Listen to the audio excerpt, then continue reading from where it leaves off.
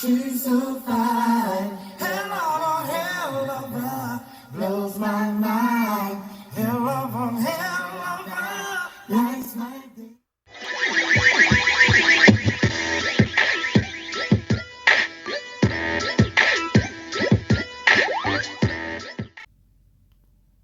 What's good, guys? Today is Tuesday, January the 3rd, 2023. This video will be regarding the Shanquella Robinson case, and specifically, I wanted to cover this interview that Shanquella Robinson's mother and sister, Miss Sallamondra Robinson and Miss Quilla Long, did with Power 98 out of Charlotte. And they did this interview on November the 17th with Miss Jessica. Afternoon Vibes with Miss Jessica. And I think it's important to go back to this interview because they discuss a lot of facts in this case. And we need to stick with these facts. Now, granted, did they learn some things after this point? Yes, I'm sure they did. But this is the rough part of when this first happened. These are some of the raw interviews that they did with the news media and specifically the local media. And I think it's important to go back and listen to this. So I wanted to cover this on the channel because I hadn't heard it, to be quite honest with you. And so I wasn't aware if anyone else had heard it. And so they were speaking very candidly, and I'm just going to go ahead and cut right on into it. So let's listen. Power 98 Charlotte's plug for new hip hop and R&B. Miss Jessica, the girl next door, as this story has made headlines all across the nation, and it's happened right here in our town of Charlotte, North Carolina. So, of course, we had to reach out. I am honored to have the mother and sister of Shanquella Robinson on the line, Miss Long and Miss Robinson. Hello, how are you all doing? Good. How are you? Thank you so much for taking time out of your day to speak to all of our listeners about what is going on. There are a lot of different stories, so we want to be able to come to you all and get the facts. Can you all tell us, how did this start and what is going on when you first got this phone call? I was here watching TV and I got a call. I'm not sure of the time. It had to be about 5:30, 6 o'clock over here in Charlotte. They stated that my sister wasn't feeling well. She had been throwing up. That she's rested now. They said the person that called her said that she was laying down, and at that time we took it as if she just had a hangover. They out partying, they on vacation. Mm-hmm. She just feeling bad from drinking, just a little hangover or whatever. Mm-hmm. So we got off the phone. After that, some moments later, I don't even think it was 30 minutes, he called back and said that they were trying to resuscitate her and that it was 3 ambulances there, 3 medics there.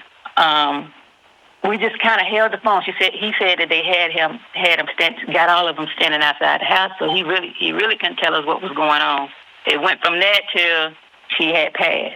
And so when you get the news that she had passed, who did that news come from? The person that was calling you? The person that was calling us, yes. At that moment, I can't even begin to imagine what is going through your head to find out that your loved one has passed away and they're in Mexico. A lot of people are talking about friends. Who were these people to Shanquella? They were all people that she went to college with, Winston-Salem. Mm-hmm. I didn't know none of those. None of them that was on the trip with her. Nothing but one fella.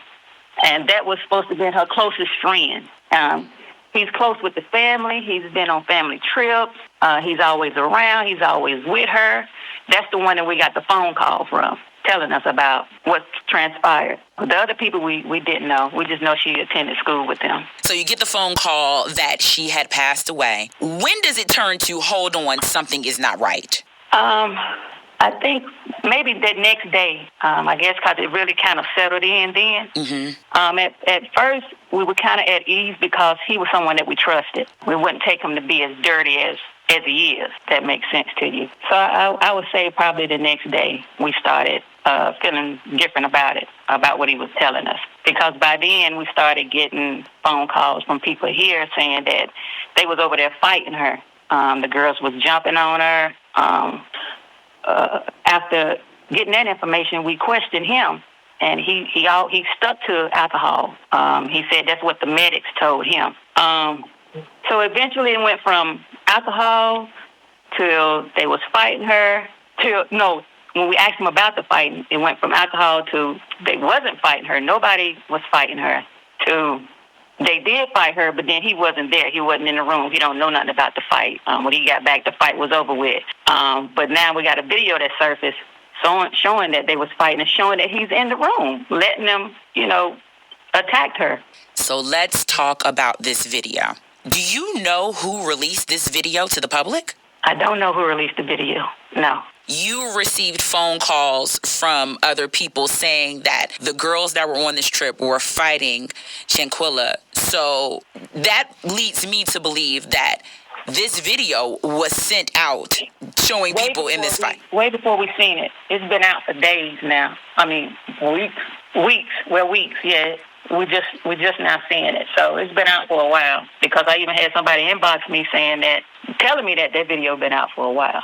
And it's got to be another part to the video that haven't surfaced yet, but I'm sure it's coming. So you see this video, and you now see that the young man that has been calling you, telling you what's going on, that he has been lying, that he was actually in the room, he did witness the fight. Do you then reach back out to him? I tried calling him because I was livid. Mm-hmm. That video did something to me, because all of them, they standing there, and then my sister sleeps naked.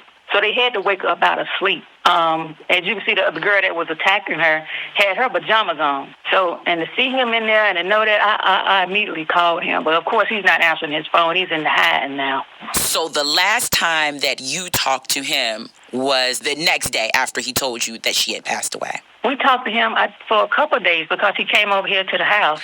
Oh, wow. Yeah, he came here. And the girls came to the house, too. Two of the girls came to the house, and we asked them the same questions about the fighting part. All of them denied. It was no fight. Nobody was fighting. I think they came home on a Monday or a Sunday or Monday, but the girls came. They all came maybe a Tuesday or Wednesday over here to the house. And I think later on that week is when we actually got the information from the coroners that her death had nothing to do with alcohol. Have you spoken to them since this video dropped? No. We hadn't spoken to them before the video. It was just that one time that they came by. Came over here, gave us hugs,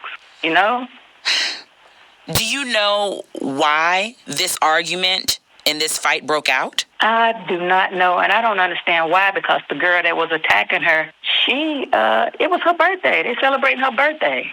So I don't know what could have transpired from Friday night from a video that my sister put up on her Instagram. She was having a good time. It seemed to be all right.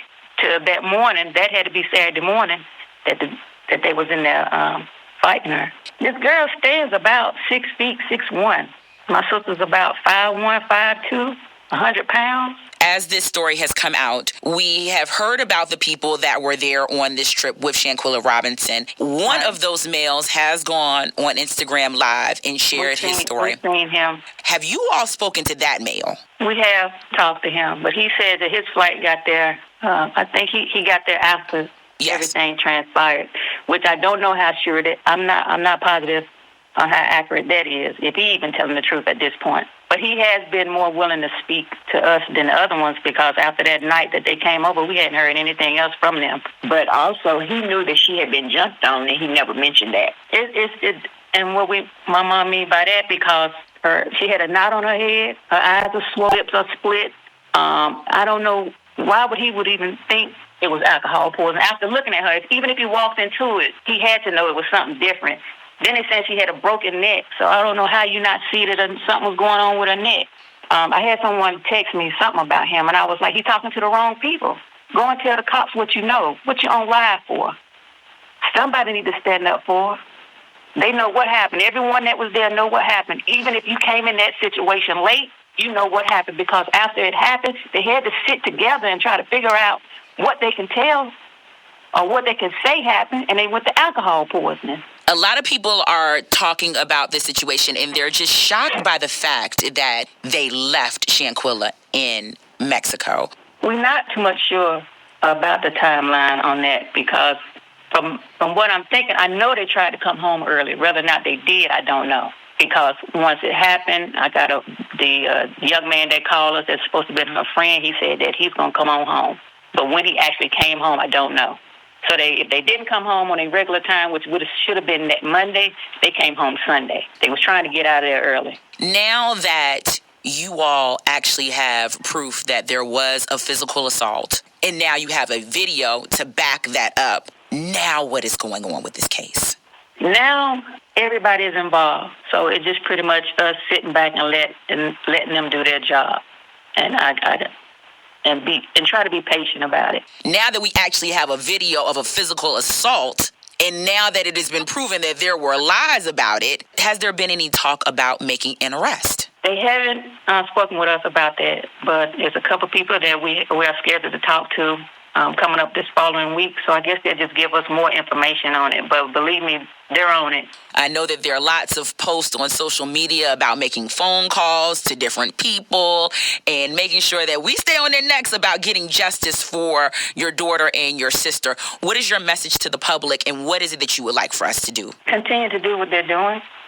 Make the phone calls that the people are asking to make, and keep praying for us, because this is something that we log on and seeing that video.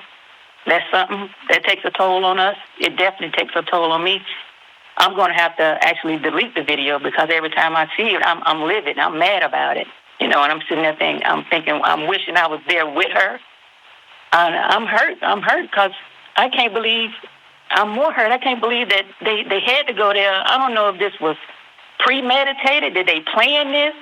And I could imagine how she felt to be standing there naked, and you got people videoing you. You got this big-ass girl, she, whatever the she is, trying to fight you. And then your best friend sitting there watching. Nobody jumped in to do anything.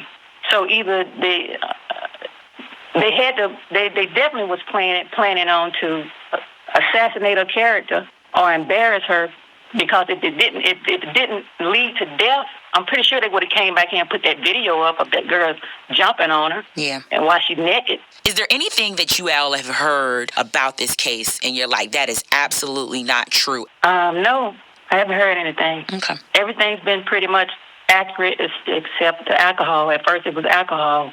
And even everything about her, everything's been positive, which that is true.